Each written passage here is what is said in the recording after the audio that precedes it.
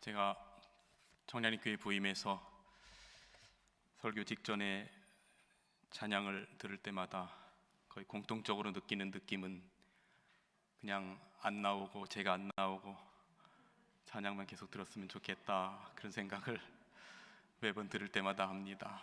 오늘도 귀한 찬양으로 하나님께 영광 돌려주셔서 우리 진심으로 감사합니다. 사랑하는 성도 여러분, 안녕하십니까? 한 주간 동안 얼마나 힘들게 사셨습니까? 오늘 이 거룩한 안식일 주의 전을 찾으신 우리 온 성도들 진심으로 환영합니다.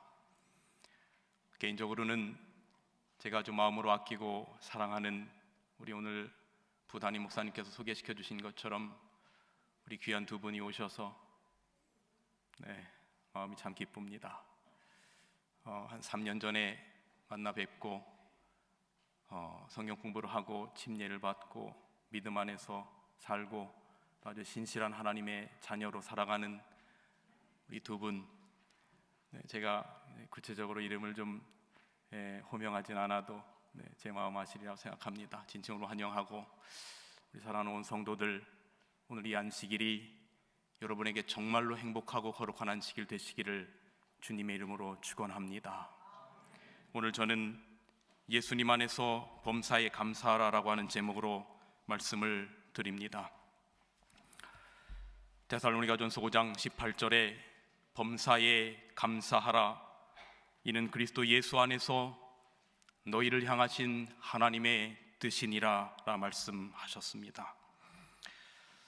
어떤 아름다운 것도 거기서 감사를 제거하면 절름발이가 되고 만다라고 하는 말처럼, 감사는 말씀과 기도와 함께 신앙의 삼각도세 한 꼭지점이라고 말합니다. 여러분, 감사하는 삶을 산다는 것 쉬운 일인 것 같지만 어쩌면 어려운 것 같습니다. 누가복음 17장에는 예수님이 예루살렘으로 여행하는 길에 10명의 문둥병자를 만나셨습니다. 저주받은 병으로 여김을 받던 그 시절, 그들은 모든 가족과 사람들로부터 온전히 격리되어서 벌레 취급을 받고 살아야만 하는 사람들이었습니다. 그런 문둥병자들이 절망이 무엇인지, 아니 절망 자체의 삶을 살아가던 그들이 예수님께 다가와 자기들의 병을 고쳐주기를 간절히 소원했습니다. 그러자 예수님은 그들의 바람대로 병을 고쳐주기 위해 제사장에게 가서 몸을 보이라고 말씀하셨습니다.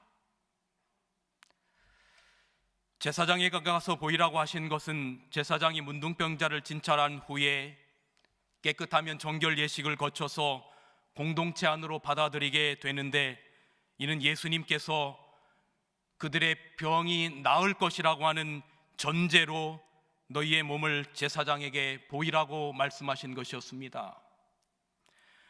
문둥병자들이 이런 예수님의 말씀을 듣고 제사장들에게 자신의 몸을 보이러 가는 도중에 성경은 그들의 병이 깨끗함을 받은지라라고 기록합니다. 그런데 그중 한 사람만 가던 길을 멈추고 예수님께 돌아와 감사를 표현합니다. 성경은 그 사람이 이방인 사마리인이었다라고 말하는데, 예수님 발 앞에 오로지 10명의 고침받은 문둥병자 중에 한 사람, 그 이방인만 예수님에게 와서 감사하였다라고 성경은 기록합니다. 이때 예수님께서 물으십니다. 10사람이 다 깨끗함을 받지 아니하였느냐? 그런데 9은 어디 있느냐? 왜 너 한 사람만 나에게 왔느냐? 말씀하십니다. 그리고 주님은 감사하는 이방인을 기뻐하시면서 이렇게 말씀하시죠. 누가복음 17장 19절에 보면 가라, 내 믿음이 너를 구원하였느니라 하시더라. 여러분, 성경은 지금 병고침을 받은 한 문둥병자가 예수님에게 와서 감사를 표현했다라고 하는 이야기를 하고 있는데, 예수님께서 뭐라고 말씀하시냐면 내 믿음이 너를 구원하였다라고 말하는 것입니다. 예수님께서 감사를 믿음의 문제로 말씀하시는 것입니다. 감사는 믿음의 문제라라고 말하는 겁니다. 결국 이스라엘 사람 9은 육신의 질병의 치료로 끝났지만 감사를 표한 사마리아 사람은 영혼의 구원을 선물로 받게 됩니다. 감사를 표한다는 것은 대단히 중요한 것 같습니다. 우리가 매 안식일 감사헌금을 드리는 이유도 어쩌면 여기에 있는지 모르겠습니다. 11조와 감사헌금을 드리는 것, 여러분이 지난 한 주간 동안 살아가면서 여러분이 알게나 모르게 하나님께서 여러분과 함께 하신 것에 대한 그 감사의 마음을 표현하는 것, 여러분 어쩌면 우리 그리스도인들이 실천해야 할 대단히 중요한 덕목이라고 생각합니다. 우리 많은 청량리교회 성도들이 하나님 앞에 감사를 표현하는 일에 더 많이 동참할 수 있으면 더 큰 복이 우리들에게 임하지 않을까라고 하는 생각을 해봅니다.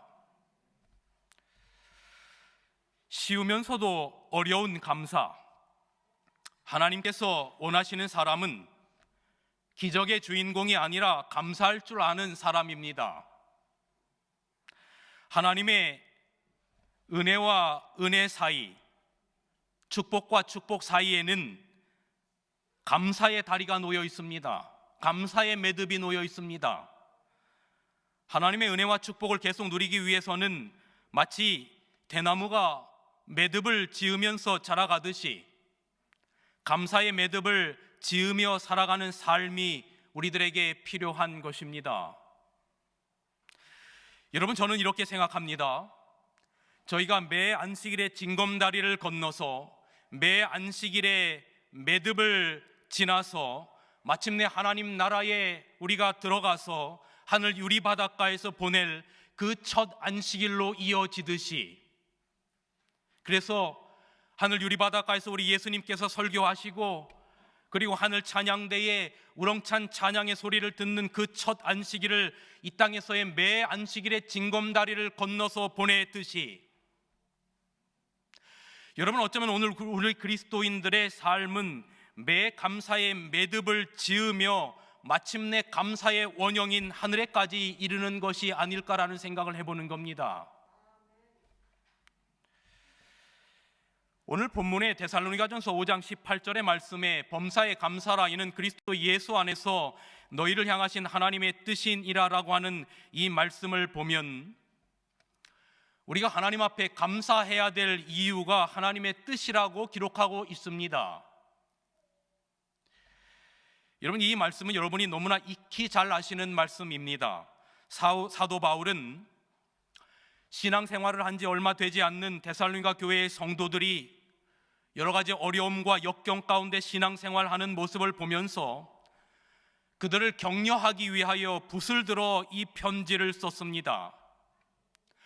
고난 가운데 있는 성도들을 격려하기 위해서 여러분 편지를 쓴다면,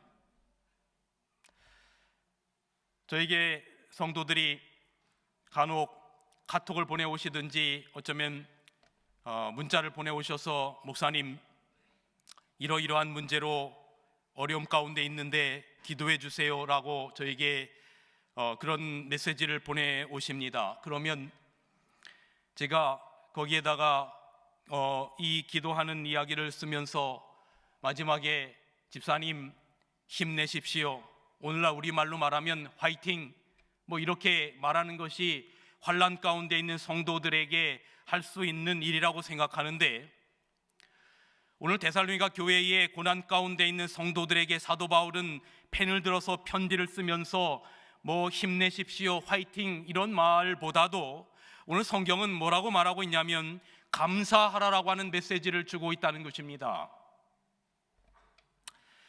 제가 참 감사한 것은 우리 청량리 교회에 들어오는 입구에 빛이 되어 있는 기도함에 매 안식일에 계속해서 우리 성도들께서 기도의 제목을 넣어주고 계신다는 것입니다.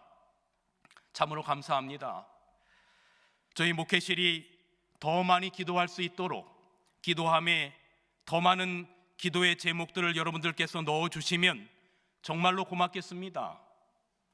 제 새벽 개인 시간, 기도 시간과 아침마다 목회실의 미팅에서 여러분들의 기도 제목을 가지고 계속해서 기도하고 있습니다. 여러분, 기도하겠습니다. 우리 성도들과 교회를 위하여 다시 한번 기도하는 목회실이 되기를 다시 한번 다짐합니다. 더 많은 기도의 제목들을 그곳에서 넣어주세요. 기도하겠습니다. 이것이 저는 교회가 성도들께서 이 험한 세상에서 살아갈 수 있는 유일한 길이라고 생각합니다. 성도들을 위해서 기도하면서 어떤 말씀을 드려야 우리 성도들께서 신앙의 용기를 가지실 수 있을까 생각하다가 데살로니가전서 5장 18절 오늘 말씀이 떠올랐습니다. 범사에 감사하라. 이는 그리스도 예수 안에서 너희를 향하신 감사하는 것이 하나님의 뜻이라고 말합니다.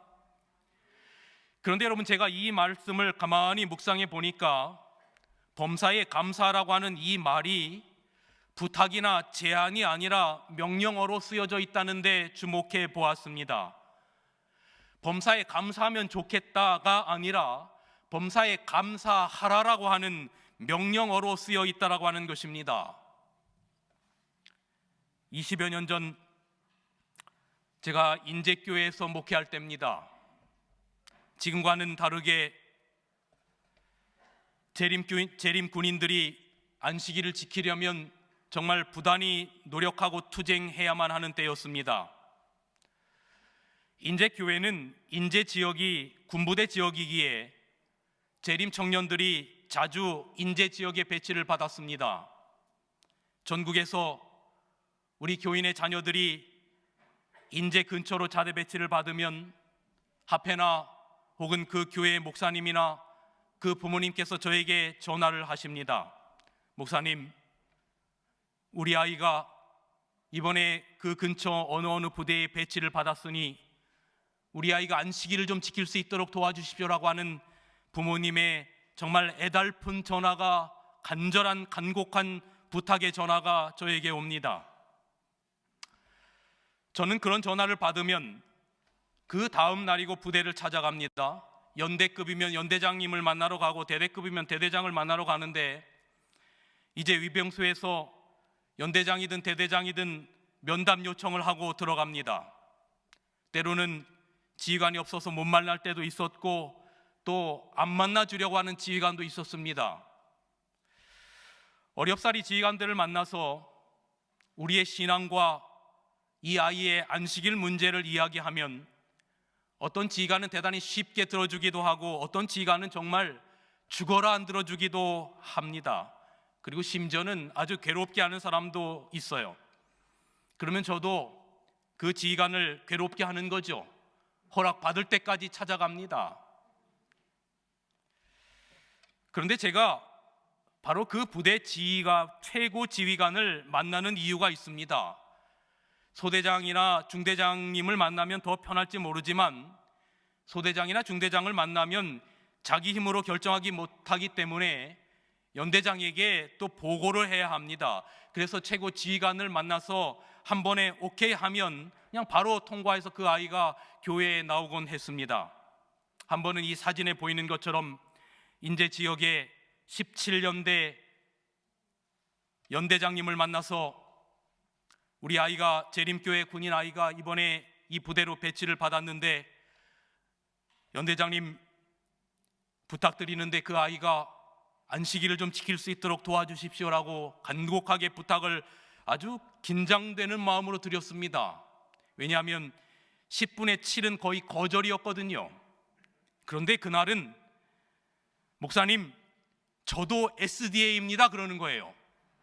제가 깜짝 놀라서 아니 연대장님도 저희 재림교인이십니까? 그랬더니 그건 아니고 자기 집이 회기동이고 자기가 옛날에 36 영어학원도 다녔으니까 자기도 SDA로 쳐달라는 겁니다.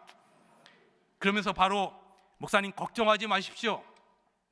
전화 한 통화를 대대장에게 하더니 나 연대장인데 자네 소관의 그 어떤 부대에 재림교회 안식일교회 아이가 자대 배치를 받았으니까 이번 주 토요일서부터 목사님이 직접 데리고 온다고 하니까 그 아이 이번 주부터 교회 보내 그렇게 말하더라고요. 그러니까 여러분 일단 명령이 떨어지면 대대장이 못하겠는데요 라든지 생각해 보겠습니다요 라든지 싫은데요 라든지 이렇게 대답하는 경우를 한 번도 보지 못했어요. 연대장이 그 아이 교회 보내 하면 바로 예 알겠습니다 합니다. 여러분, 십계명에 살인하지 말라, 간음하지 말라, 부모를 공경하라, 안식일을 기억하여 거룩히 지키라 등과 같이 범사에 감사하라라고 하는 이 말씀 역시 명령이라고 하는 사실입니다. 명령은 순종되어져야 합니다. 감사라고 하는 것이 하나님의 명령이라면 감사해도 좋고 안 해도 좋은 것이 아니라 반드시 감사하라고 하는 메시지인 것입니다. 날마다 감사하라는 것입니다. 다시 말씀드리면 바울은 감사라고 하는 명령을 통해서 오늘 우리 그리스도인들에게 의지적인 순종을 요구하고 있는 것입니다. 왜냐하면 감사하는 삶이야말로 하나님의 뜻이며 하나님께서 우리들에게 기대하시는 삶이기 때문에 그렇습니다. 그래서 때때로 이것은 감사한다라고 하는 것은 우리 그리스도인들이 마치 군인처럼 훈련해야 될 필요가 있는지도 몰라요. 여러분, 정말 감사하는 삶을 살려면 육신의 느낌에 따라서 인생을 살아서는 감사하지 못할 일들이 얼마나 많은지 모릅니다. 느낌대로 산다면 감사하지 못할 조건들이 여러분 얼마나 많이 있습니까? 이스라엘 백성들이 430년간 애굽에서 종살이의 비참한 인생을 살았습니다. 짐승처럼 취급을 받으며 살았습니다. 그런데 하나님께서 그들을 기억하시고 애굽에서 출애굽시키시고 종의 신분에서 자유의 신분을 주셨어요. 홍해가 갈라지고 홍해를 건너고 뒤에서 추격해오는 애굽 군대가 홍해에 수장되는 모습을 보면서 감사했겠지요. 그런데 가나안 땅을 향해서 가는 동안에 내내 광야에서 이스라엘 백성들이 불평거리들을 늘어놓습니다. 처음에는 하나님이 주시는 만나를 받아 먹었는데 출애굽기 16장 31절에 보면 그 맛이 뭐와 같았다라고 기록합니까? 꿀 섞은 과자 같았다라고 기록합니다. 최고의 맛입니다. 그런데 나중에 힘든 광야 생활에 금방 지쳐서 똑같은 만나를 먹으면서 민수기 11장 8절에는 기름 섞은 과자 맛 같다라고 투덜거립니다. 똑같은 만나인데 뭐가 바뀌었냐면 사람의 마음이 바뀌고 사람의 입맛이 바뀌었어요. 그들의 길이 평탄하지 못하다고 불평했고, 마실 물이 없다고 불평했고, 고기가 없다고 불평했고, 심지어는 예수님도 지면에서 가장 온유한 자라고 말했던 모세조차도 못마땅하다고 불평합니다. 결국 그들은 광야에서 불평과 원만 속에 살다가 꿈에 그리던 가나안 땅에 가지도 못하고 참으로 안타까운 삶을 마감합니다. 여러분, 결국 우리의 인생을 불평으로 물들일 것인가 아니면 감사로 물들일 것인가 하는 것은 우리의 선택에 달려 있습니다. 사랑하는 성도 여러분, 오늘 우리의 삶에, 우리의 마음에 정말로 감사가 있습니까? 오늘 우리의 가정에 정말로 감사가 있습니까? 내 남편, 내 아내, 내 자녀, 내 가정, 내 직장을 바라보면서 우리는 하나님 앞에 감사하고 있습니까? 내 교회 성도들, 우리 모두를 함께 바라보면서 우리는 하나님 앞에 감사하고 있습니까?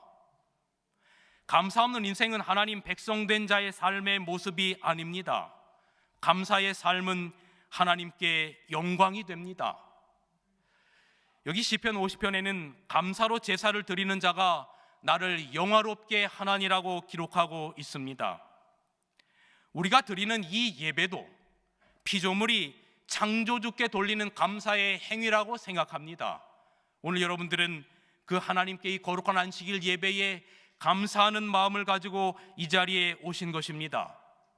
이것이 바로 하나님께서 여러분에게 기대하시는 바입니다. 우리의 삶이 천국의 삶을 대변하는 삶이 되기 위해서는 살아계신 하나님께서는 우리에게 감사의 삶을 요청하십니다. 하나님을 위해서가 아니라 우리를 위하여 감사로 하나님께 영광을 돌리는 삶을 살라라고 하나님께서 말씀하시는 것입니다. 그런데 오늘 본문의 말씀 가운데 감사할 어떠한 특별한 때가 있는 게 아니라 범사에 감사하라라고 말합니다. 그리스도 예수 안에서 범사에 감사하라. 여기 NIV 영어 성경에 보면 그 범사라고 하는 말을 in all circumstances, 그래서 모든 환경 안에서 감사하라. 킹 제임스 버전에 보면 in everything, 모든 것 안에서 감사하라라고 말합니다. 우리말로 번역된 이 범사라고 하는 단어 속에는 긍정과 부정이 함께 들어 있습니다. 인간의 기쁨과 즐거움뿐만 아니라 그 범사라고 하는 말 안에는 슬픔과 괴로움도 들어 있습니다. 인간의 온갖 희비가 들어있는 것이 범사라고 하는 단어입니다. 그렇지만 범사에 감사라는 말씀 속의 의미는 긍정과 부정을 초월해서 절대 긍정을 만들어내는 것을 말합니다. 저는 어쩌면 이 말은 대단히 영적인 차원이고 하나님의 관점에서 볼 때, 하나님의 눈으로 볼 때 예수 그리스도 안에서 가능한 것이 아닐까라고 하는 생각을 해보게 됩니다. 여러분, 데살로니가 교회가 바울에게 이 편지를 받을 무렵 말씀드린 것처럼 마침 그들은 환난의 한복판에 있었습니다. 여기 이 편지에서 환난이나 고난이라고 하는 단어가 유난히 자주 등장하는데, 데살로니가전서 1장 6절 환난 가운데서 2장 2절 고난과 능욕을 당하였으나 2장 14절 고난을 받음과 같이 3장 7절 모든 궁핍과 환난 가운데, 여러분, 이런 구절들을 통해서 우리는 데살로니가 교회가 당하고 있는 어려움이 어느 정도인지를 짐작할 수 있습니다. 그런데 오늘 사도 바울은 그러한 환난의 한복판 가운데 있는 데살로니가 교회의 성도들에게 그들을 격려하기 위하여 편지를 쓰면서 여러분, 범사에 감사하십시오라고 말하는 겁니다. 오늘 여러분이 처한 고난의 환경 속에서, 이 역경의 환경 가운데서라도 감사하라고 말씀하는 겁니다. 그것이 어떻게 가능합니까? 제가 목회하면서 가장 어려운 것이 성도들이 정말로 말할 수 없는 고난 가운데 있을 때 무슨 말로 위로를 드려야 할지 도대체 떠오르지 않을 때가 있어요. 아무런 할 말이 없을 것 같은 그런 때가 있습니다. 제가 처음 인턴을 시작할 때에 우리 묵동교회에서 이경호 목사님을 모시고 목회를 할 때에 그날 어느 날 대신방 그날이었는데, 제 기억에는 오래전 기억이라 정확한지는 모르겠습니다만 평택에서 교회를 오시는 분이 계셔서 평택을 방문을 가기 위하여 아침 이른 시각 6시에 그 외에 다른 방문 일정들도 있어서 이제 방문을 조력하는 집사님들과 함께 방문을 가기 위하여 교회에 모이기로 했습니다. 그런데 어느 한 방문을 같이 가야 할 한 집사님께서 시간이 됐는데도 오시지 않는 겁니다. 얼마의 시간이 지난 후에 아무리 연락을 해도 연락이 되지 않는데 아들로부터 다급한 목소리가 들렸습니다. 목사님, 저희 어머니가 새벽에 방문 가기 위하여 교회를 가다가 뺑소니 차량에 치여서 지금 삼육병원 응급실에 와 있다는 겁니다. 후에 그 집사님을 방문했는데 저는 사람이 그렇게까지 많이 부을 수 있다라고 하는 것을 처음 봤어요. 얼마나, 정말 이 머리가 얼마나 많이 부었는지 도대체 형체를 알아볼 수 없을 만한 그런 고통이었어요. 얼마의 시간이 지나고 그 집사님이 일반 병실로 옮겼는데 제가 그 집사님을 방문을 가서 그 집사님의 손을 꼭 잡고 아무런 말을 할 수가 없었어요. 무슨 말을 드려도 입 바른 소리 같아서 말을 할 수가 없었어요. 그냥 집사님의 손만 꼭 붙잡고 있는데 그 집사님이 저에게 이렇게 말씀하시더라고요. 전도사님, 저 위로하려고 안 하셔도 괜찮아요. 이렇게 된 데는 하나님의 뜻이 있을 거라고 저는 믿어요. 자세한 이야기 이곳에서 다 드릴 수 없지만 그 이후로 이 집사님은 온전히 회복됐고 그 가정이 욥처럼 굳게 서는 믿음의 경험을 통하여 그 집사님의 다른 가족들도 어떻게 구원을 받게 되었는지 놀라운 그 현장을 저는 목격했어요. 교회에 오다가 사고가 났을 때 과연 그런 성도들에게 오늘 데살로니가전서 5장 18절에 감사라고 하는 말씀을 드릴 수 있을까? 어린 자식이 병으로 죽어가는 모습을 지켜보는 부모가 과연 범사에 그런 상황에 감사할 수 있을까? 평생 가족을 위해 헌신하던 남편이 아내가 암으로 고통당하는 모습을 지켜보며 과연 그 입에서 감사가 나올 수 있을까? 태어나자마자 장애로 고통받는 아이를 이 병원 저 병원으로 옮겨 다니면서 혹시 정상인이 될 수 있다는 희망을 가져보지만 평생을 장애아로 살아야 한다라고 하는 판정을 받았을 때 과연 그 부모의 입에서 감사의 말이 나올 수 있을까? 목회자가 되기 위해서 기도하고 준비하고 헌신하는데 2번 떨어지고 3번 떨어지고 계속해서 떨어질 때 과연 감사의 말이 나올 수 있을까? 사업을 시작해보지만 생활비는 고사하고 가게 월세도 해결 못해 눈덩이처럼 불어날 때 과연 우리는 감사의 말이 나올 수 있을까?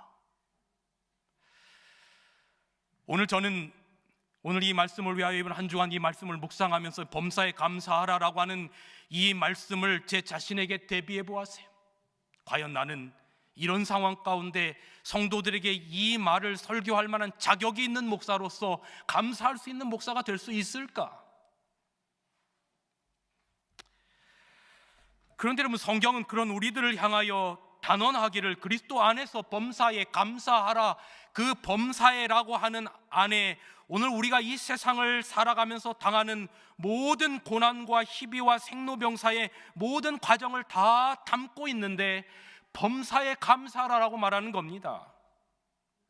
어떻게 그것이 가능할까? 여기 영감의 글에는 이렇게 기록합니다. 범사에 감사하라, 이는 그리스도 예수 안에서 너희를 향하신 하나님의 뜻이니라 라고 하는 이 명령은, 그 다음에 이 빨간 글씨 한번 주목해서 보시기 바랍니다.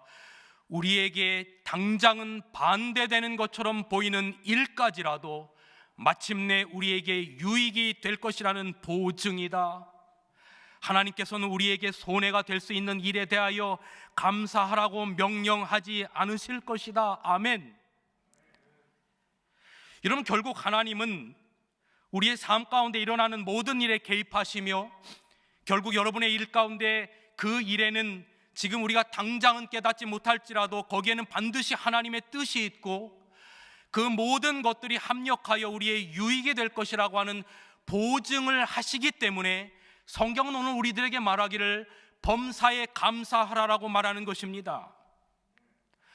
우리가 이 하나님의 섭리를 진심으로 믿을 수만 있다면 지금 나의 상황 가운데 일어나는 이 일을 통하여 마침내 하나님께서 섭리하실 것이라고 하는 것을 진심으로 우리의 가슴으로 믿을 수만 있다면, 여러분, 저는 조심스럽게 제안하기를 정말 우리가 범사에 하나님 앞에 감사할 수 있지 않을까요? 여러분, 우리의 시각은 상당히 근시안적입니다. 시작과 끝을 보지 못해요. 그러나 우리의 처음과 끝을 아시는 주님께서 우리의 삶을 주관하신다는 것을 우리가 믿는다면 모든 것이 합력하여 선을 이룰 것입니다. 이것이 바로 사도 바울이 그의 한평생을 지배했던 좌우명 같은 말씀입니다. 로마서 8장 28절, 하나님을 사랑하는 자 곧 그 뜻대로 부르심을 입은 자들에게는 모든 것이 합력하여 선을 이루느니라. 여러분, 그리스도 안에는, 그리스도인의 삶에는 우연이 없어요. 그리스도의 삶에 맹목이 없습니다. 여러분, 그리스도의 삶에 운명이 없어요. 우리의 삶을 향한 하나님의 선하신 섭리가 있을 뿐입니다. 저는 그것을 강하게 믿습니다. 참새 한 마리도 그분의 허락 없이는 떨어질 수 없어요. 우리의 머리카락까지도 하나님 앞에 세심받았다는 사실을 여러분 믿으십니까? 별들을 지어주시고 그 이름대로 별자리를 부르시는 하나님께서 이 전능하신 하나님의 자녀가 된 우리를 눈동자처럼 지키시고, 그러므로 우리의 삶 속에 우연이라고 하는 것은 없고 모든 것이 하나님의 섭리 안에 있다라고 하는 것을 기억하시며 마음으로 믿으시기를 간절히 기도합니다. 여러분이 겪고 있는 오늘의 고통과 오늘의 역경 중에서 하나님은 그분의 선을, 그분의 계획을 이루고 계시다는 것을 우리가 믿을 수 있으면 얼마나 좋을까. 그리고 우리가 그것을 믿는다면 오늘 삶의 한복판에 우뚝 서서 우리는 이렇게 말하십시다. 저를 좀 죄송하지만 큰 소리로 우리의 신앙 고백이라고 생각하고 따라해 주시겠습니까? 하나님, 좀 더 크게 해주시겠습니까? 하나님, 주님 안에서 범사에 감사합니다. 이것이 우리의 고백이 되기를 간절히 바랍니다. 저는 감사의 삶에 대하여 묵상할 때 우리에게 가장 큰 교훈을 주는 삶은 바로 예수님의 감사의 삶이라고 생각합니다. 이 세상의 3년 반의 짧은 공생의 기간 동안 감사가 무엇인지를 예수님께서는 몸소 보여주셨어요.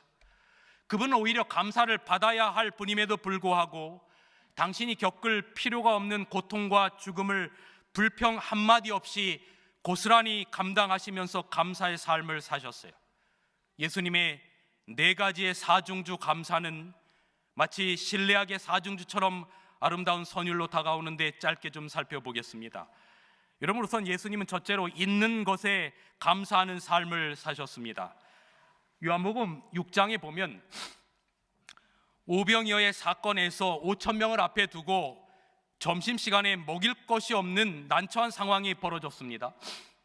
예수님의 제자 가운데 한 명인 안드레가 예수님, 여기 먹을 것이라고 하고는 작은 한 아이가 가져온 보리떡 5개와 물고기 2마리밖에 없는데 주님, 이것을 어떻게 하겠습니까? 라고 하는 부정적인 반응을 보이자 예수님께서 다른 것을 찾지 않으시고 요한복음 6장 11절에 예수께서 떡을 가지시고 물고기를 가지시고 그 작은 것을, 있는 것을 가지시고 감사, 기도, 축사하시고라고 기록하고 있습니다. 그런데 사람들에게 나누어 주셨을 때 모두가 먹고 12광주리가 남았지요. 여러분, 우리는 우리에게 있는 것은 보지 못하고 다른 사람이 가진 것만 보기 때문에 감사하지 못하고 비교하다가 불평하게 됩니다. 큰 것, 좋은 것, 많은 것만 바라보고 작은 것, 사소한 것, 평범한 것의 소중함을 보지 못하는 겁니다. 그리고 그 평범한 일상들이 무너졌을 때야 비로소 그 평범했던 것들이 얼마나 소중한 것인지를 깨닫는 누를 범합니다. 예수님처럼 우리도 있는 것에 감사하는 우리 모두가 되시기를 간절히 기도합니다. 예수님은 실패 속에서 감사하셨습니다. 여러분, 예수님은 전도에 다 성공한 것 같지만 예수님도 전도에 수없이 많은 실패의 쓴잔을 맛보셨습니다. 열심히 복음을 전했지만 돌아오는 것은 수모와 멸시였습니다. 그래서 마태복음 11장 21절에 보면 고라시나 벳세다야, 너희에게서 행한 모든 권능을 저 이방인 두로와 시돈에서 행했더라면 저희가 벌써 회개하였으리라고 책망합니다. 그런데 결국 예수님은 그 책망을 감사로 돌리셨습니다. 이렇게 말씀하시죠. 아버지여, 이것을 지혜롭고 슬기 있는 자들에게 숨기시고 어린 아이들에게 나타나심을 감사하나이다.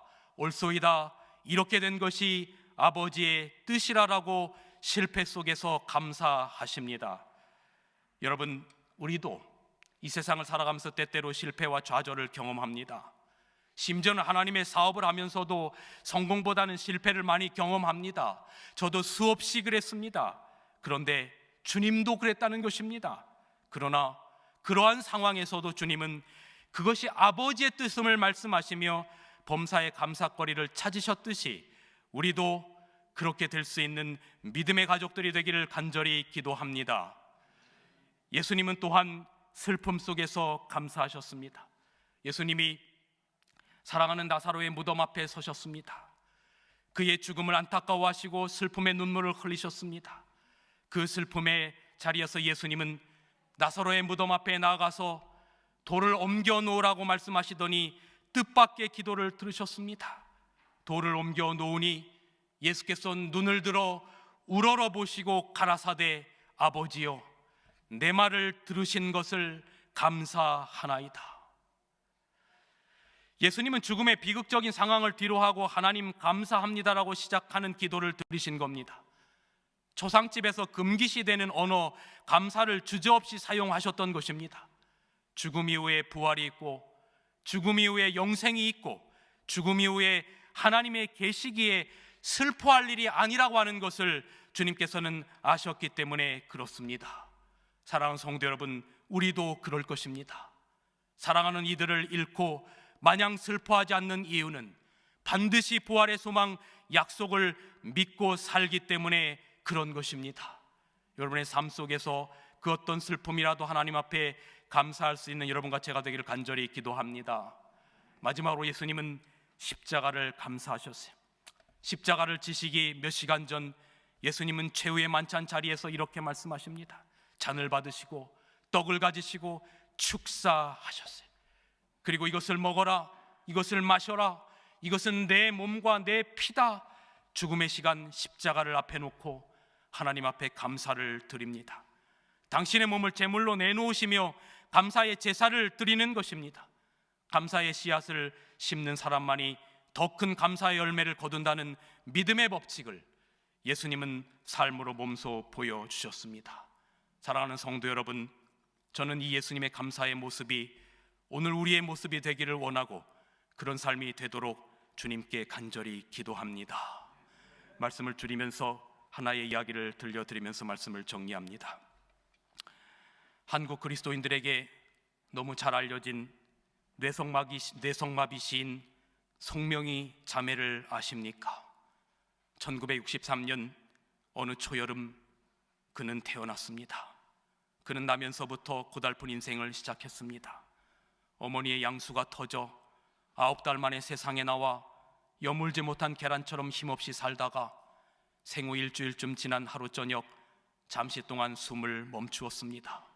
그래서인지 그녀는 뇌성마비 장애인의 삶을 살게 되었습니다. 자유롭지 못한 몸과 가난한 집안 살림에 여러 가지 억누르는 환경들이 그녀를 날마다 서글프게 했지만 17세의 나이에 그녀는 하나님을 만납니다. 그리고 사는 목표를 가지게 되었어요. 초등학교 문턱조차 밟지 못한 그녀에게 하나님은 시를 주셨습니다. 비록 육신의 고통 속에 장애인의 삶을 살고 있는 송명희 시인은 너무나 깨끗하고 순수한 믿음의 소유자입니다. 그녀는 이런 고백을 합니다. 나 가진 재물 없으나, 나 남이 가진 지식 없으나, 나 남에게 있는 건강 있지 않으나, 나 남이 없는 것 있으니, 나 남이 못 본 것을 보았고, 나 남이 듣지 못한 음성 들었고, 나 남이 받지 못한 사랑 받았고, 나 남이 모르는 것 깨달았네. 공평하신 하나님이 나 남이 가진 것 나 없지만 공평하신 하나님이 나 남이 없는 것 갖게 하셨네. 여러분, 그녀가 가진 것이 뭐가 있습니까? 그녀의 입장에서 볼 때 하나님이 뭐가 공평하십니까? 그녀는 뇌성마비입니다. 말 한마디만 하려면 온몸이 뒤틀리고 온 얼굴이 뒤틀려야만 하는 참으로 힘겨운 삶을 살아가는 사람입니다. 때때로는 사회의 차가운 냉대에 고통스러운 시간도 많았습니다. 그런데 송명희 시인은 그런데도 하나님은 공평하시다고 말합니다. 왜냐하면 그녀 안에는 정말로 하나님이 계시기 때문에 그렇습니다. 저는 이 시를 볼 때마다, 이 찬송을 들을 때마다 가슴 깊은 곳에서 정말 부끄러움을 느낍니다. 내가 송명희 시인보다 덜 받은 것이 무엇이나, 내가 그녀보다 못한 것이 무엇인가. 그런데 그럼에도 저는 가진 것에 감사하기보다는 없는 것에 대하여 슬퍼하고 곧잘 자기 연민에 빠지고 때로는 남을 원망하기도 하는 거죠. 문제를 내게서 찾지 않고 남에서만 찾으려고 합니다. 송명희 시인 안에 있는 그 예수님이 오늘 우리 마음 가운데 거하시기를 간절히 기도합니다. 복음성가에 나 주님 기쁨 되기 원하네라고 하는 찬양이 있어요. 나 주님의 기쁨 되기 원하네. 내 마음 새롭게 하소서. 새 부대가 되게 하여 주사 주님의 빛 비추게 하소서. 내가 원하는 한 가지는 주님의 기쁨이 되는 것. 내가 원하는 그 한 가지는 주님의 기쁨이 되는 것. 사랑하는 성도 여러분, 여러분의 일상을 통해 감사하시기 바랍니다. 주님이 우리의 기쁨이 되고 주님의 우리 분깃이 되고 주님이 우리의 능력이 되시기 때문에 우리가 그분 안에 행복하다라고 하는 이 고백이, 오늘 사도 바울의 고백이 여러분과 저의 고백이 되기를 간절히 바랍니다. 저는 말씀을 줄이면서 이 말씀 한 구절 읽어드리고 말씀을 정리합니다. 장차의 생애에서 이 땅에서 우리를 괴롭게 하고 실망케 했던 신비들이 밝혀질 것이다. 우리는 응답받지 못했던 것으로 보였던 우리의 기도와 좌절당했던 희망이 우리에게 가장 큰 축복이었다는 것을 알게 될 것이다. 우리는 모든 의무를, 비록 그것들이 아무리 비천해 보인다 할지라도 하나님의 사업의 일부로서 신성한 것으로 여겨야 한다. 우리는 매일 다음과 같은 기도를 드려야 한다. 주님, 나를 도와주셔서 최선을 다하게 하소서. 일을 더욱 잘하는 방법을 내게 가르쳐 주소서. 나에게 힘과 기쁨을 주소서. 나를 도와주셔서 나의 봉사가 주님을 즐거운 마음으로 섬기는 일이 되게 하여 주시옵소서. 말씀을 줄이겠습니다.